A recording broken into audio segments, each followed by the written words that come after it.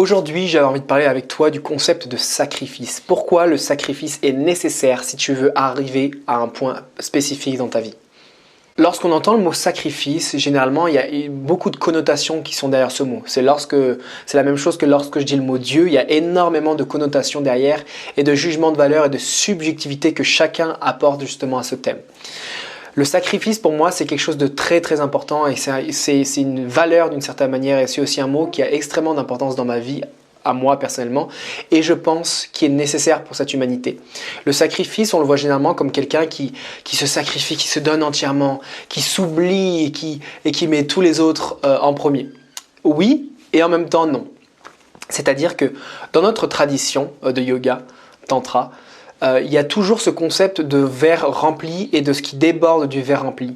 C'est pour ça qu'on a toujours le premier concept, c'est la réalisation personnelle du soi, de l'infini, à l'intérieur de soi.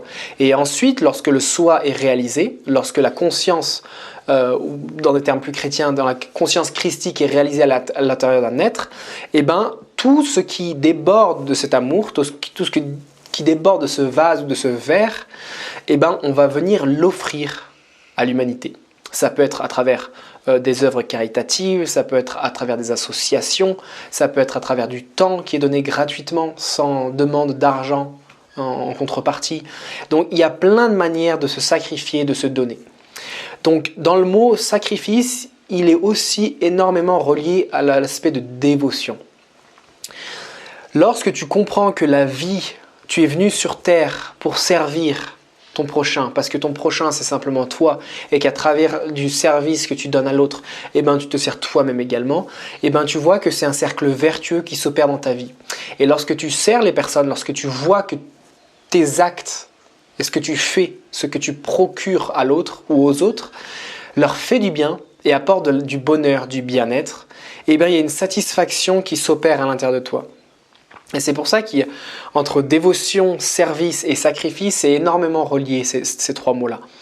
Donc lorsque tu mets de côté un petit peu ton être, comment tu te sens, comment tu es dans ta vie, lorsque tu mets de côté ça pendant un moment et que tu sers l'autre simplement pour lui, non pas pour toi, non pas pour ton bienfait, pour ton bénéfice, parce que tu penses que c'est mieux comme ça, lorsque tu offres aux personnes qui ont besoin d'aide, qui ont besoin de soutien spirituel, qui ont besoin de soutien alimentaire, qui ont besoin de soutien financier, eh ben, il y a quelque chose qui s'active à l'intérieur de toi, une petite flamme.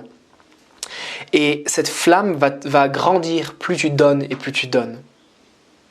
Et donc, ce sacrifice, c'est mettre à un moment de côté ton être, ton bonheur, ton bien-être pour l'autre. C'est prendre sa douleur, sa souffrance en compte avec ta compassion. Et lorsque tu prends ça en compte pour toi, il y a une magnifique expression hawaïenne qui est « laisse-moi manger ton foie ». C'est une manière de dire « laisse-moi prendre ta colère ».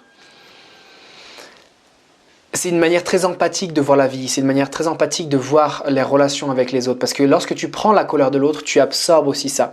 Ça ne veut pas dire que tu absorbes toute la colère de tous les gens et que tu ne te filtres pas par rapport à ça. Ce que je te dis, c'est pas prends toute la misère du monde sur toi, sur tes épaules et après tu deviens triste et non, c'est pas ça.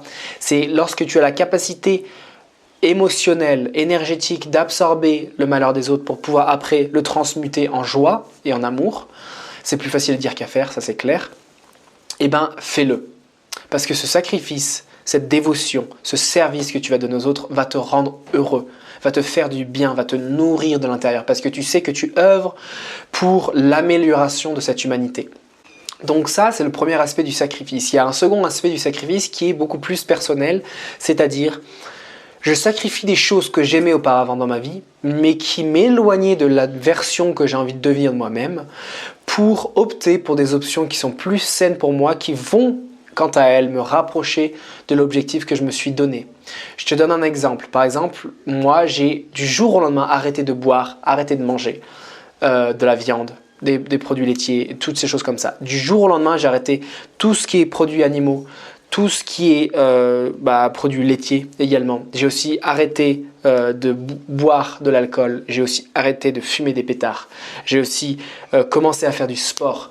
Donc, si tu veux, d'une certaine manière, j'ai sacrifié l'ancienne version de moi-même. J'ai sacrifié toutes les personnalités intérieures que j'avais qui, en fait, voulaient simplement se détruire. Parce que qu'est-ce qu'on fait lorsque, dans ma manière de faire, comme je faisais avec l'alcool et avec le pétard, c'était un suicide sur le long terme.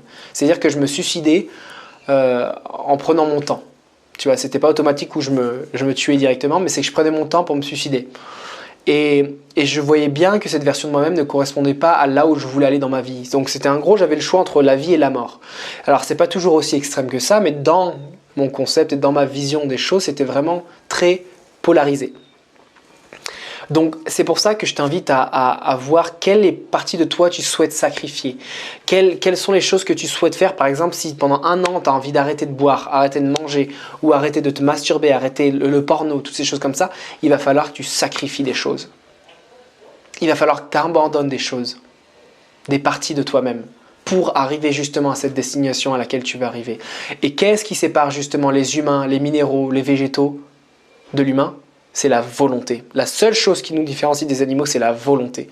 Donc, lorsque tu utilises cette volonté pour transformer ta vie et transformer la vie des autres, alors là, je te promets que ta vie et ta réalité va se transformer littéralement à tous les niveaux. À tous les niveaux.